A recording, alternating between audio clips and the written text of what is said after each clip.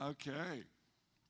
So if you've been coming here for a little while, I met one first-time guest today, and some people I haven't seen for a little bit, or I've only seen a couple times.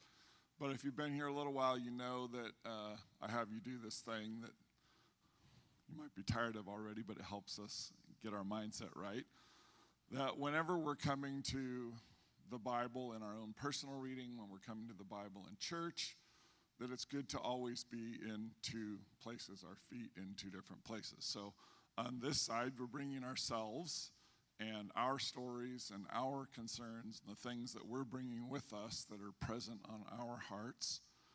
And then on the other foot, we are engaging with the Bible and the story of what God is doing in the lives of people in the Bible.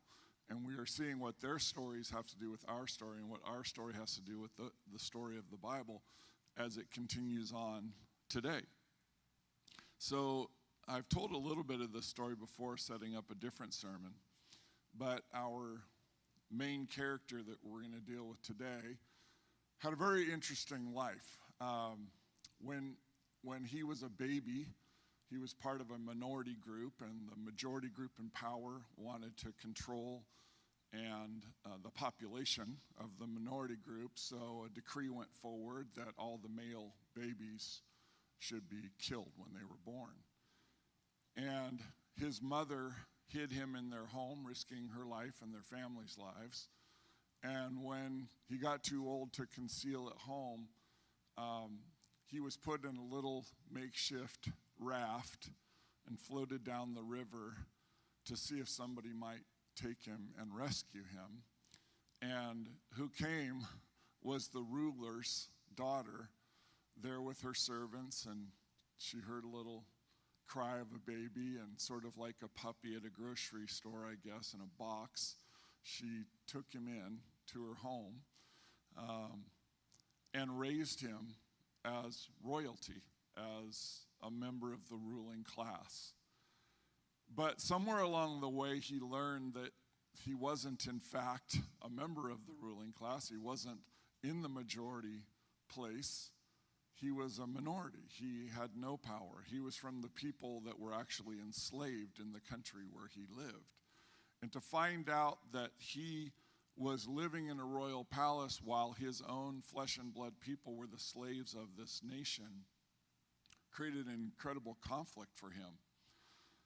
And finally, when he was about 40, he decided he was going to do something about it, and he took sort of justice into his own hands when he saw one of his people that he was ethnically from being mistreated, and he killed the person mistreating them, buried him in the sand, and thought that his own people would be really grateful, but instead it came out that he had done this, and he had to flee. Now he was a wanted person. He couldn't live in the kingdom anymore. He had to flee far away where nobody would come and find him. He went to literally Nowheresville in the middle of the desert. And when he was there, he happened to, quote unquote, meet the daughter of a ruling priest of that area, married into this family. And the man who he worked for, his father-in-law, was a wealthy man whose wealth was in sheep. So every day, he took care of his father-in-law's sheep. And when it was rainy season, he was down in the valleys, but when it got to be the heat of the summer, you had to take your sheep up into the mountains to the little crevices where the grass would grow in the shadows still, and where you could find little creeks that were still creating runoff, and there was little places where you could find vegetation for the sheep. So he would be gone for weeks at a time during the heat of the year. And so he's on one of these times, far from his wife, his two children he has now, his father-in-law, the people he grew up with, everything. He's alone, utterly, utterly alone in the world, it feels like to him.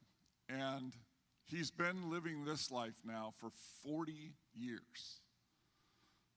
40 years, it feels like he's been far from the God that his people worship in slavery, far from the ruling power that he once knew. He feels absolutely insignificant and unseen, unimportant, and imagines he will end his life as a sheep herder for someone that no one will know in history. And his life will end that way. And then that's the time in which this story takes place, where when we look at our lives and we look at the prayer requests that we bring, the things that we long for, the things we hope for ourselves, for our families, for our marriages, for our church, for our nation, for our world, we might feel unseen, unvalued, insignificant. Do I really matter? Does anyone else see? Does God really see what I'm going through? So that's where we might be in some area of our life. We're feeling like when we start with our life, where are you? Do you know me? Do you see me? Do you care? Do you love me? And then we come to the story of the Bible, and we enter into this person's story, who by now most of you know is Moses. We enter into Moses' story, and we say, oh, I see a person who was in that place. What is God going to do when he intervenes in Moses' life? So I wonder where you're waiting on God. Where you're waiting on God. It was really cool to hear, Tracy, your testimony today. And then as soon as you're emotionally stable, God sends you someone that says, I'm not emotionally stable right now. So, isn't that just, you got to keep things interesting for us. But what a cool thing to hear the story kind of after the hard thing. We share those stories a lot in church. Well, I went through this in the past, but look where I'm at now. But I think it's really powerful in this church that we share the in-between part too. We share the parts where we don't know. Is the valve replacement going to work? Is my daughter, going to completely turn around? I see the signs and things are happening, but is everything going to work out the way I hope and dream it will? The prayer requests for friends. Where are these stories each going? And so it's good to start with where this place is in your life. Where are you waiting on God? What is God going to do in our church? What is God going to do in my marriage, my family, my job? Where are you waiting on God? Because that's where Moses was. He was waiting on God. I'm not sure how much he talked every day about how much he was waiting on God anymore. It was probably just such an established reality of his life. I'm not even sure what his prayer life would have been like. What would he have been praying? But when we meet him, we find out that the I Am calls me to serve him just as I am. So we're going to look at Exodus 3. If you have your paper Bible or your digital Bibles, you can get those. This is the New Living Translation. One day Moses was tending the flock of his father-in-law, Jethro, the priest of Midian. He led the flock far into the wilderness and came to Sinai, the mountain of God. Now, some of you will know that later on, much later on in the story, he goes to Sinai and receives what we call the Ten Commandments. They're never called that in the Bible, but that's what we call them. So he receives the commandments of God that are the covenant that God's making with his people. So it's a very important mountain. But the first time we encounter this mountain in Moses' life, it's just a place where he's a shepherd out in the middle of nowhere for weeks on end, looking for the sheep to have bits of grass in the shaded parts of the mountain cracks. So he's far into the wilderness. And God often meets us when we're far into the wilderness. It's when we don't have what we feel like we need. He often doesn't meet us in lush meadows. He often meets us in wildernesses. He often meets us when we're going to let our kid go for 2 weeks. That's where he meets us. So it's when you're in a wilderness place, it's good to remember that actually wilderness places are some of God's favorite places to work. And things happen inside of us in wilderness places. We become open to feeling our dependence. We become open to letting something new happen inside of us. We become open to being transformed. And what we like to do is be grateful when, everything's going great. but also we need those places of wilderness to become the people we're to be. Amen. So Jesus, we saw last week, we talked about 3 people in the Old Testament. It's a little pop quiz from the pastor here. 3 main characters from the Old Testament that you absolutely have to know and understand some of to understand who Jesus was. First one, anybody know, like chronologically?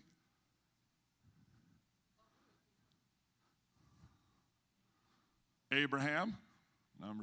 Number 2, Moses. We're going to do Moses today. And number 3, David. So when you understand the stories of those 3 people, you can understand who Jesus is. So Jesus begins his ministry. He gets baptized as a sign that he is now going to begin his public ministry. He's going to be the Messiah. He's going to rescue his people in ways that they don't fully understand and won't fully understand until the day of Pentecost. They don't understand it 40 days after his resurrection. We looked at that. They still didn't understand it. But what's the very first thing that God has him do as soon as he's baptized? What's the first thing? It says the Spirit led him into the wilderness for 40 days to be tempted by the devil. And the Greek construction that's used in that sentence is for the very express purpose of this. So he's led into the wilderness for the very purpose and experience of being tempted in solitude, in isolation, without food, to be in a vulnerable, needy, broken place. So before he begins to do public ministry, God does a deep interior work inside of him as a human being, fully God but fully man, to experience desperation and dependence and wilderness and insufficiency and brokenness and neediness and vulnerability. So that's what God is doing in Jesus' life, because also it's what he did in Moses' life. And it's what he did in his people's life. 40 days in the wilderness for 40 years of wandering in the desert. When you understand the stories in the first 3/4 of the book, it helps you understand the story of the last quarter of the book that we call the New Testament. So Jesus is going to replicate the story of Moses. He's going to replicate the story of his people Israel. He's going to picture in his life the things that God did as he was leading his own people in what we call the Old Testament. So this place where he was later going to receive the commandments of God and have a covenant between God and his people, be the instrument, is right now just a place of brokenness and need and being forgotten. Verse 2, there the angel of the Lord. Now this is a very interesting character, because there's this character in the Old Testament called the angel of the Lord, and appears quite a few times, this character. And when you read the stories, sometimes it says the angel said, and then sometimes in the same story it will say the Lord said, when the angel's speaking. So it's this angel who is so closely aligned with God that when he's speaking, he's an angel, which means messenger. But also when he's speaking, the Lord is speaking. And it's so strong sometimes that some people think these were pre-Jesus incarnations of the second person of the Trinity coming to visit people as an angel, but really the second person of the Trinity before he came permanently to join himself to humanity as the person we know as Jesus. But this character is amazing in the Old Testament, just so specially aligned with the Lord. So there the angel of the Lord appeared to him in a blazing fire from the middle of a bush. God's experience with us, sometimes when we encounter him, it feels hot like a fire. Like it can burn us. It can feel dangerous to get close to God. Moses stares in amazement. Though the bush was engulfed in flames, it didn't burn up. This is amazing. I mean, Moses has been going for 40 years, 365 days a year, to take the sheep to food, he's never seen one of these before. Why isn't that bush burning up? I must go see it. One of the ways that God sometimes works in our life when it feels like we're in a wilderness is he makes us curious about something. And it may not be as big as a burning bush, but we may look around us. And one of the things we're supposed to do as we go through life is look around us and be curious. Why is this? Why is this? Why is this happening now? Why did God bring this person into my life? Why am I having this struggle right now? Why is this person behaving in this way? Why? What's happening? Let me look and see what God might be doing in the midst of this why, this mystery. When the Lord saw Moses coming to take a closer look, and isn't that interesting? What would have happened if Moses hadn't gone to take a closer look? We don't know. But God waited till he was curious and came to look before he did the next thing. And I wonder if God might be waiting for you to take a step toward him in curiosity in some area of your life. And just to see, like, what's going on there? Let me move toward that thing that's curious to me. Yeah, it might feel like it's going to burn me when I get close to it.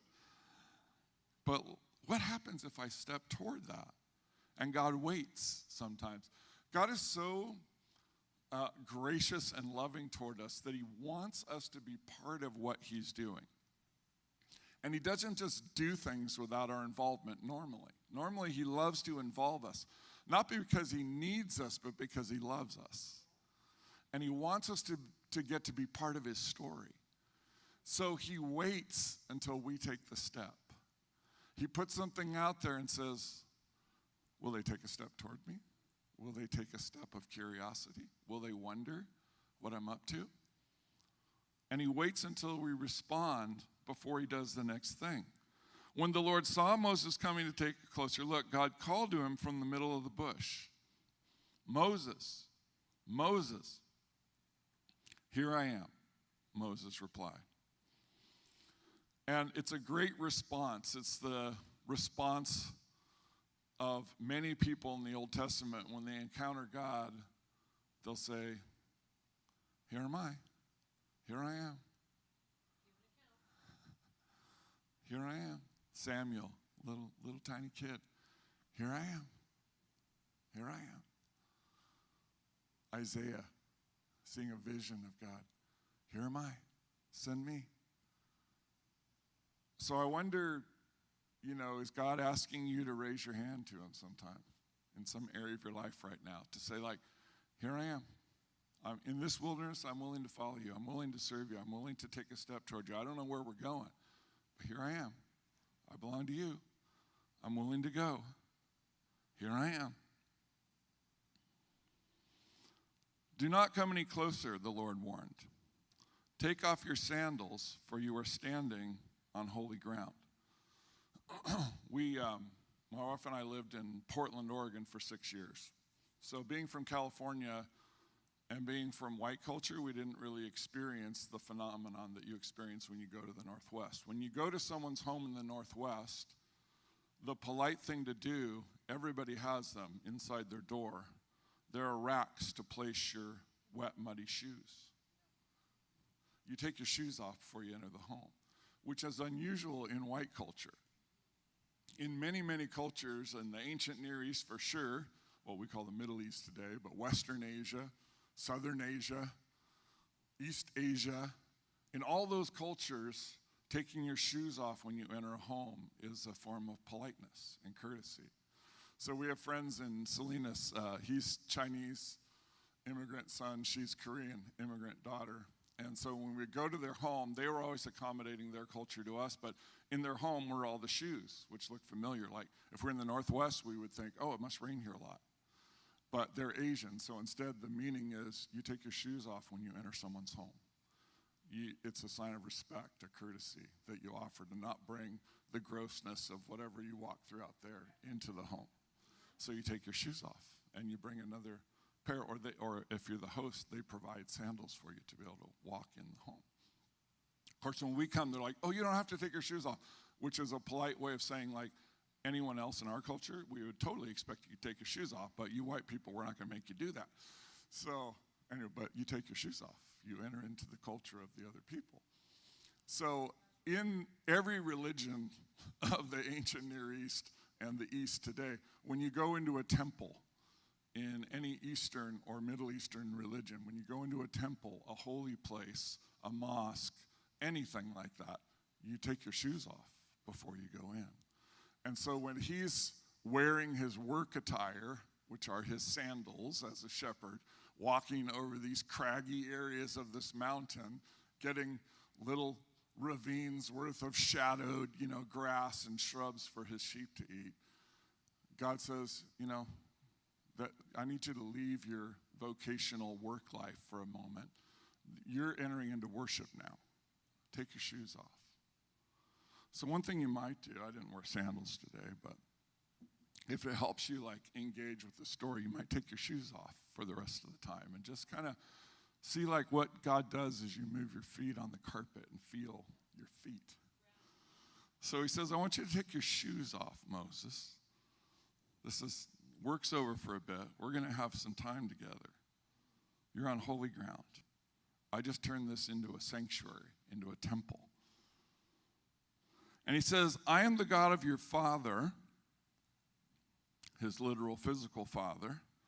But then he goes back in time, 400 years, and describes himself in this way that he is described all through the Bible. The God of Abraham, the God of Isaac, and the God of Jacob, called the patriarchs. So the reason you need to know Abraham is he's the beginning of the Jewish people. His son Isaac and his grandson Jacob, the God of Abraham, Isaac, and Jacob. The God who started with an idol worshiper in modern-day Iraq and called him to leave where he was and come follow me, Abraham. I am the God of that one that started this journey of leaving everything they know to go someplace they've never been. He becomes a picture for us of what it means to live a life of faith. Now, Jacob had a night where he encountered this same angel of the Lord and wrestled with him in some mysterious way all night. And the angel renamed him. And what did he rename Jacob? Israel. Yisrael, the one who wrestles with God. Yisrael. So Jacob is Israel. And Moses, now 400 years later, as his people have been in slavery in Egypt, is of that line. His father is of the line of Abraham, Isaac, and Jacob. Every Jew is. And God reminds him where he came from. He may be living with a Midianite family, and this Midianite priest is interesting. He knows the Lord somehow, but he's not Jewish. So he says, I want to remind you that you're part of the story I started 400 years ago. And it feels like I've abandoned you, and it feels like I've abandoned your people, but I want to remind you I'm the same God that knew Abraham, Isaac, and Jacob, Israel. So it says, when Moses heard this, he covered his face because he was afraid to look at God. When you see people encountering God, their first experience is often to hide, to fall on the ground, to not want to look. And even though here you see this example of it, it's the angel of the Lord, but he's looking at God when he looks at this angel of the Lord. And he knows that that's not proper for him, so he hides himself. Do not come any closer, the Lord warned. I already did that. So I wonder, how do you make space for the Holy Lord to speak to you? For Moses, he didn't plan this. It wasn't like he said, I'm going to do my daily devotionals now. He was just doing his life. And so one of the things that I think in Western Christianity, it can be a good thing, but it can also be a terrible thing, is to think that we have these coded languages we use. I didn't grow up in church, so I had to learn everything about spiritual life after I was an adult. And so people started talking to me early in my Christian life, do you have a quiet time? I'm like, this is not a phrase I've ever heard in my life. What's a quiet time?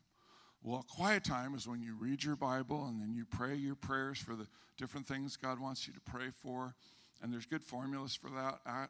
Acts, adoration, confession, thanksgiving, supplication. God likes programs with acronyms and things that fill in after that. And then, you need to have a plan for reading, how you're going to read through the Bible and all these different things. And I'm like, oh, okay. So I started learning these things called doing your devotions, having a quiet time. By the way, these are not things you find in the Bible. These are like superimposed ideas about, and it's not that it's bad to open your Bible at a certain time every day and read it, or have a time when you're devoted to pray to God, but it's not how people in Bible times thought. They didn't think in systems like that. So one of the things that can be good about it is it gives you a time every day to focus your soul and your heart and your mind on God and the things that he cares about and how you're part of his purposes and his plan.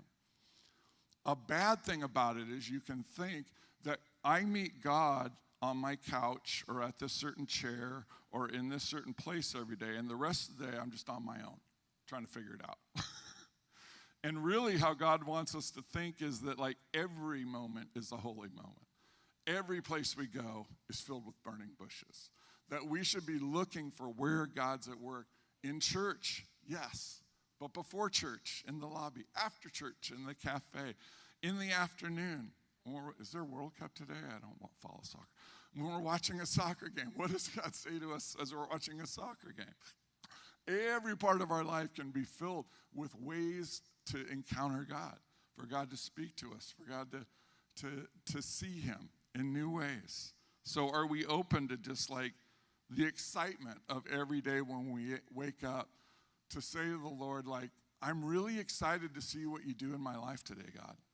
I can't wait to see what adventures you have for me. Help me to see the things that I wouldn't ordinarily see. Help me to be curious as I go through my day. What are you up to in my life? And how do you want to use me in this world to make it a place where heaven meets earth more, as your son taught me to pray?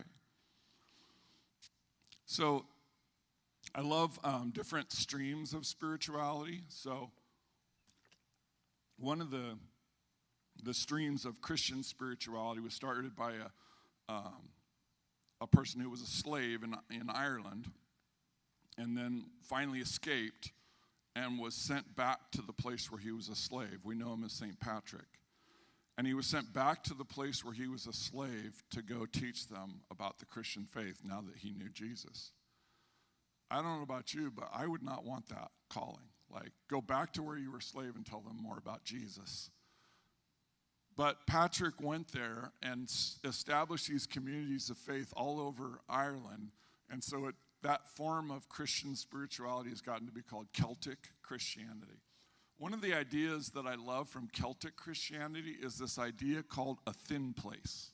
A thin place. So ordinarily, as we're going through our life, sometimes it might feel like there's, like Superman, can't see his X-ray vision through lead. It might feel like sometimes we're going through life, there's a concrete and lead wall between us and heaven. Like God's just so far away. One of the things I love about Celtic Christianity is this idea that there are thin places everywhere. What if we became open to God just communicating, where the space between heaven and earth is very small, very thin. It's permeable, like God can speak to us and connect to us, and we can speak to God and connect to God, that there's a thinness between heaven and earth. And there might be those places in your life, I'm sure there are, where you would think like, a time when God encountered me, this thin place was, and then you could name a time. Sometimes it happens in church. Sometimes it happens somewhere else. I have a friend in Salinas who there was a rock when he went to in Pacific Grove, right by Lover's Point, and he would sit on this rock, and it was where he went because he had so many experiences of going there when he was in a wilderness and encountering God, and it became like this sacred place. I never knew which rock it was. I just knew he went there, but he had a rock, and that I don't know what he would do if someone were on that rock. He might fight them to get it. I don't know, but he wanted to sit on that rock where he had encountered God, where there was a thin place between heaven and earth for him there, and he had so many experiences of doing that. For me, when I lived in Oregon, there was a monastery I would go to once a month and walk the grounds of. And it became a thin place for me, where every month I look forward to having a day of just isolation and prayer and dedicated to the Lord. And it became a thin place for me. But where are those thin places? It might be a certain place where you do a thing that's good, like a quiet time or a devotional time. Cars, while you're driving, can be a thin place. It could be an experience in nature. It could be when you're with certain people, it feels like heaven and earth are closer to each other. They help you connect to God more deeply. Church can be a thin place. But what are those places where you make space for God to speak to you? Do you have a place you can go back to and say, I met God there, and it made a difference? For some people, it's like a camp that they've been to or whatever. Then the Lord says to him, after he says, here I am, and he covers himself.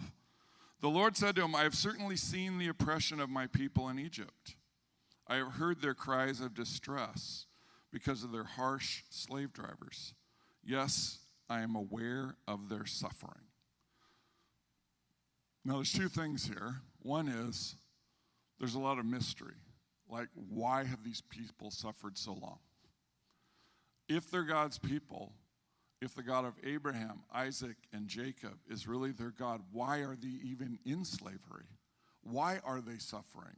Why are they experiencing oppression? And those are questions that we're allowed to have with God. Like, why, God? I don't get it. Why am I going through this? Why is someone I love going through this? I don't understand. So that's a legitimate question. Why? But also, it's important in the midst of that why to hold on to the truth that for reasons I don't understand, it's also true that God sees my suffering. God sees the suffering of people I love. He is near to them. And somehow to bring my struggle and my wonderings to God with an awareness that he sees it. And I don't know about you, but it's a spiritual discipline to remind myself that God sees me in the areas where I'm suffering. He sees me. He cares. He loves me. If you remember the story of Hagar, who was a slave of Abraham and Sarah's, actually. Crazy story. So she, they come up with this crazy plan to fulfill God's, promise to them, and she gives birth to the son, and then Sarah's like, I need her out of the house. So she's kicked out of the house, and she thinks she's going to go die with her son. And she discovers and encounters God, and she gives, the only woman in the Bible who gives God a name is Hagar, a foreigner, a Gentile, a slave, a victim, actually, of Abraham and Sarah and their craziness. Just because God is the God of Abraham, Isaac, and Jacob doesn't mean the things that Abraham, Isaac, and Jacob did were always good. Some of them were terrible. But she gives God this name. She calls him El Roi, the God who sees me. The God who sees me. And she thinks she's going to die out in this heat, trying to find a little shade under a bush. And she finds that God treats her with kindness and spares her and rescues her and provides for her. And she said, I didn't know it, but God sees me. God sees me. So it's good to remind yourself in your suffering that God sees you in your suffering. The suffering you're going through is not because God doesn't love you. There is mystery in this, of asking why, but also holding on to that truth. So God says, so I have come down to rescue them. This image that God is far away, high up, but there are these thin places where God comes down, he's saying, to rescue them from the power of the Egyptians and lead them out of Egypt into their own fertile and spacious land. It is a land flowing with milk and honey. We have a honey festival here. We should do like a little joint county fair with Tulare and call it the Milk and Honey Festival. Milk and honey. The land where the Canaanites, the Hittites, the Amorites, the Perizzites, the Hivites, the Jebusites now live. Look, the cry of my people Israel has reached me, and I have seen how harshly the Egyptians abuse them. Now go, for I am sending you to Pharaoh. You must lead my people Israel out of Egypt. So I wonder, how has God come down in your life to do something? We heard some stories already this morning about God coming down. I'm not getting paid regularly. God came down and provided a job for me. How has God come down to do something that he's sending you to be part of? So for our purposes, we're only going to look at 2 of these 5 objections. But this is one of my favorite stories in the Bible because it's so real. And Moses basically starts an argument with God.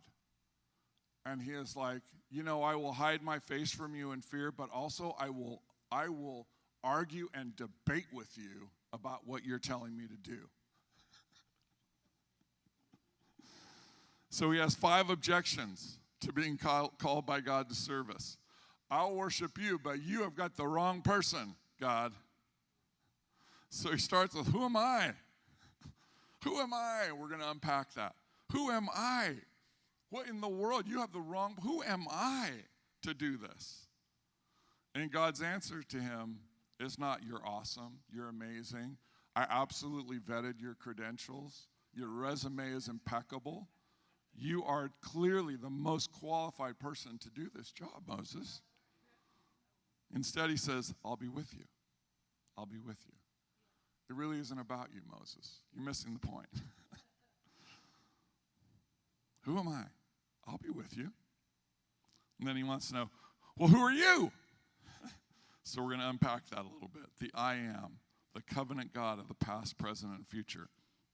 And by the way, we're doing this Sunday to set up the next 6 weeks or so, where Jesus says about himself all through John's gospel, I am this. I am this. I am this. And every time he says I am, he's referring his people back to Exodus 3 and saying, I'm the new Moses. I am Yahweh come in the flesh. I am the one who's fulfilling everything that God and Moses did together. That's me. I am. And then he says what I am he is. The way, the truth, the life, the door, the shepherd, the bread. I am. The true vine. I am, I am, I am, I am. And we're going to be going through those I ams in John's gospel. But to understand those, you have to know this story. Because the 3 people you got to know in the Old Testament the most to understand Jesus are Abraham, Moses, David. So last week we touched on Moses, so this is setting Moses up to understand Jesus the next 7 weeks, 6, 7 weeks. So who are you? I am the covenant God of the past, present, and future. And then he says, the people won't believe me. So he says, I'm going to give you some miraculous signs to show them that I'm with you. I'm not a good public speaker. Which, by the way, I was reflecting yesterday. I was talking to somebody about AP English, and this book I read in AP English in my junior year of high school. My junior year of high school, the thing that I would most have dreaded for anyone to tell me that a future job that I have, a major component of it would be to talk in front of other people in public. I would have said, you're crazy. I hate doing that. I do not like to be in front of people. I do not want to talk to other people about anything. Are you kidding me? And we had to give book reports, oral book reports in this class. The most loathed things I went through in all of high school were book reports in front of other people. I hated it. And now I give a book report every week.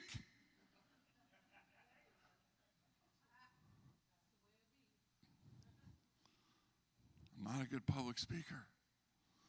I'll tell you what to say, and we'll help you say it. Please send someone else. Okay, you can have Aaron as your assistant to help you, his brother. All right. So we're going to go through the first 2 of those. objections of this 5-part debate he has with God. You can read the rest later at home.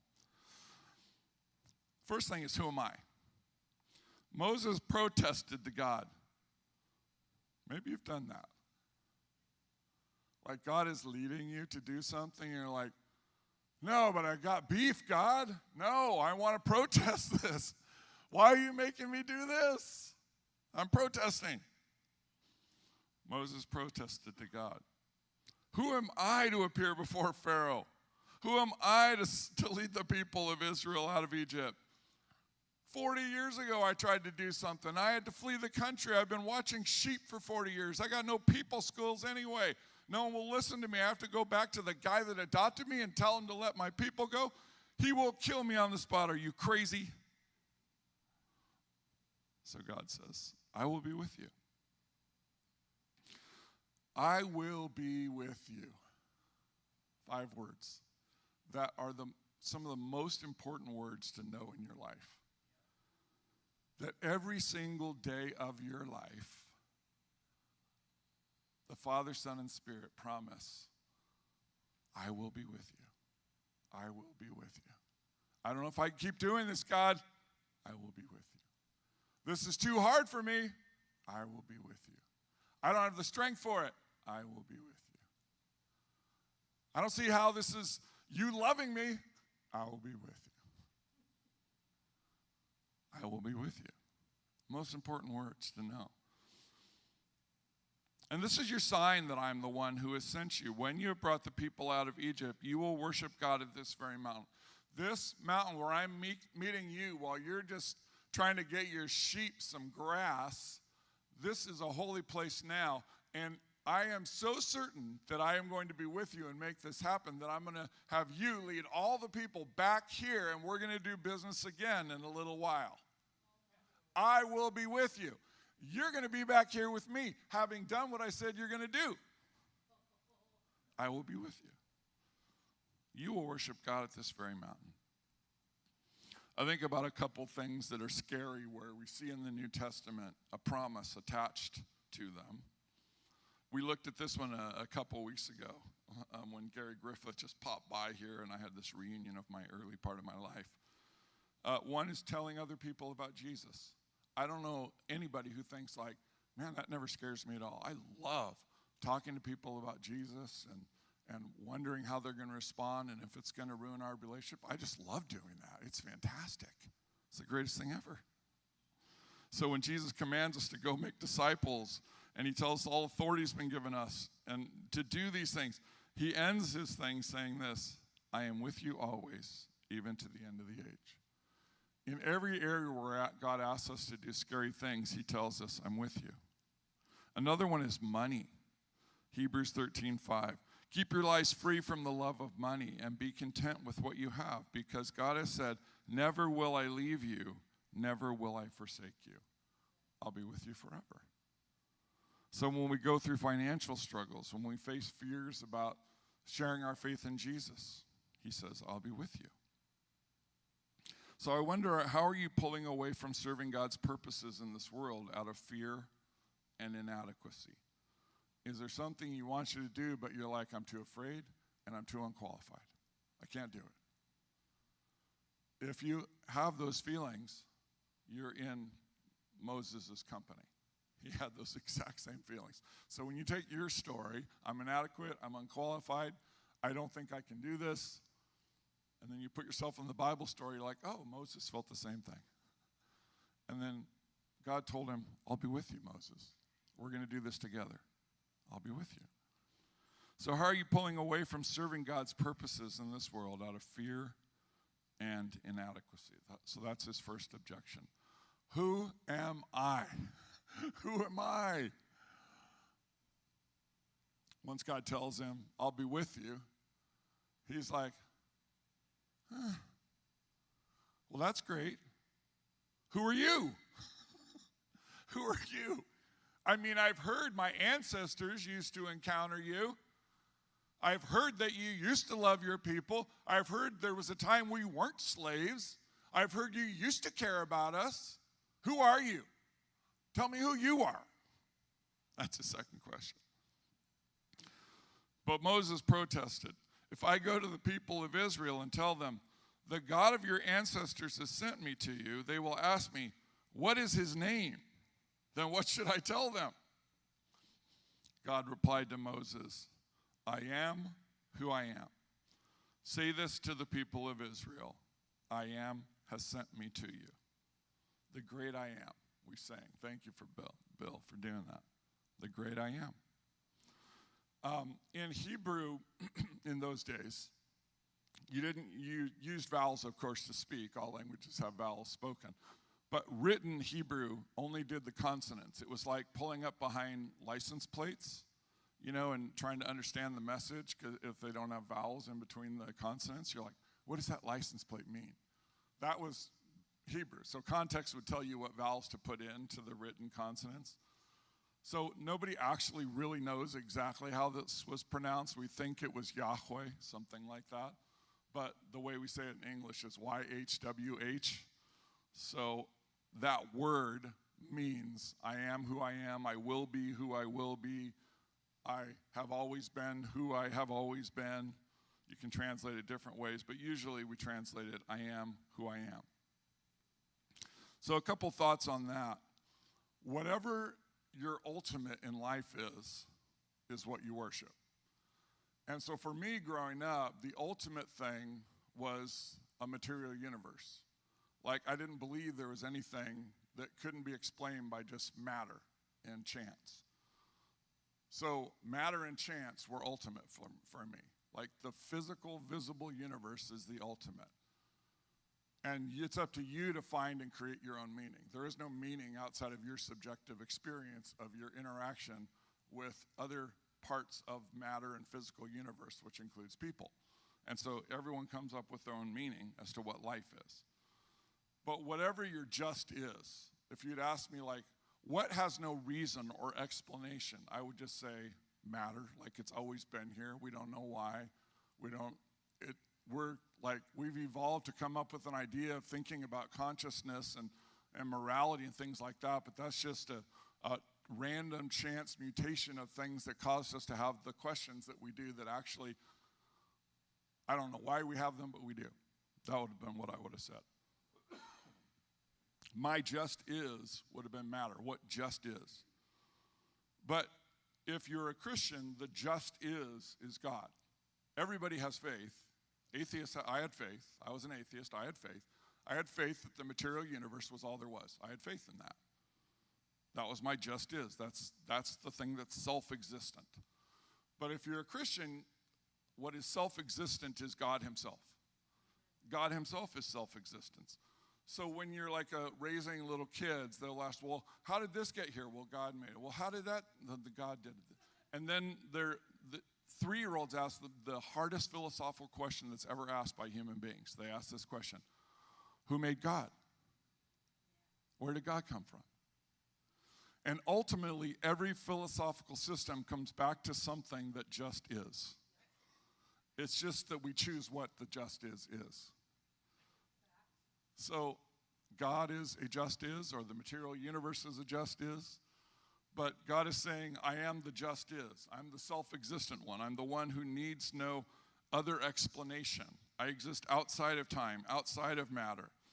In fact, Einstein taught us that what we think of as time is purely relative to how fast we're going through the universe. That time can change. It can slow down or speed up depending on how fast we're going. And that is the strangest thing for people to know about the world they live in, because it doesn't seem that way. But it is that way. So he says, I'm the one who exists outside of time. I'm the one who exists outside of matter. I just am. I am who I am. It also means he stays the same. He doesn't change. He just always is the same. So God says to Moses, say this to the people of Israel: Yahweh, the God of your ancestors, the God of Abraham, Isaac, and Jacob, has sent me to you. This is my eternal name, my name to remember for all generations. So when God names himself to Moses, he names himself with this name Yahweh that means I am who I am. I just the am. I am. I'm the great I am. So this is a good thing for you to say to yourself. Everybody knows you know your own name, hopefully. So in a moment, I'm going to have you say your name out loud. So we're going to practice. 1, 2, 3, and you're going to say your name out loud together. Your personal name, not the name of the person next to you. Your name. All right. 1, 2, 3. So now we're going to say it after this phrase. It would be like this. God says to me, say this to the people of Woodland Bible Church. I am Yahweh, the God of Abraham, the God of Isaac, the God of Jacob, and the God of... Some of you need more than one practice. We're going to do that again. Say your name. Say this to the people of Woodland Bible Church. I am Yahweh, the God of Abraham, the God of Isaac, the God of Jacob, and the God of... Awesome. The same God who's been with Abraham, Isaac, Jacob, and Moses is the God who's with you. So God tells Moses, now go and call together all the elders of Israel. Tell them Yahweh, the God of your ancestors, the God of Abraham, Isaac, and Jacob, has appeared to me. He told me, I've been watching closely. I see how the Egyptians are treating you. I have promised to rescue you from your oppression in Egypt. I will lead you to a land flowing with milk and honey, the land where the Canaanites, Hittites, Amorites, Perizzites, Hivites, Jebusites, termites, all the ites, where they all live. I am is powerful in your future. He can overthrow the mightiest ruler on earth. He can lead people out of oppression. And I wonder what you long to see God do. What do you long to see God do in your life and in the lives of people you love? So he says, now go, for I am sending you to Pharaoh. You must lead my people Israel out of Egypt. And this is something that would echo in the disciples' mind when Jesus gathers them at the end. And he says, again he said, peace be with you. As the Father has sent me, so I'm sending you. And if you really believed that I am the eternally present God were sending you, what would you attempt to do with his empowerment?